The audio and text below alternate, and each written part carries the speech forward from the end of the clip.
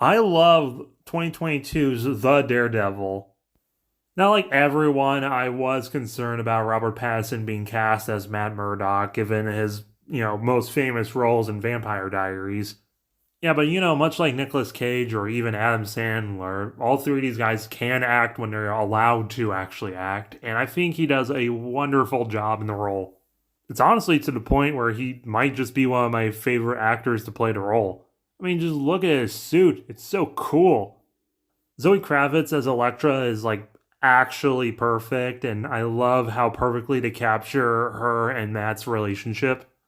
Jeffrey Wright as Brett Mahoney is also great in the film. An underrated actor in this film, he's not in it a lot, but Andy Serkis as Stick is also great.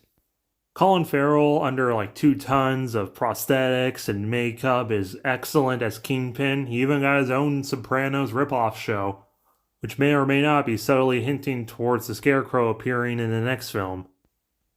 The main villain being Paul Dino as the Masked Marauder is a very unique take on the character. This like incel Zodiac killer who's actually really inspired by Daredevil, trying to take out the 1%.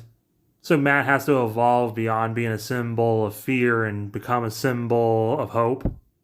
Barry Keoghan, as the Jester, makes a cameo, and I'm kind of curious how they're going to play him in the future. Hell's Kitchen looks so moody and dramatic in this film, especially using Radiohead's Something in the Way. Perfection. Even though at the very end they just rip off the Armored Avenger Rises and they flood the city. And this film is super long. There's definitely a lot of scenes they could have trimmed it down a little to just be 2.5 hours, not almost 3.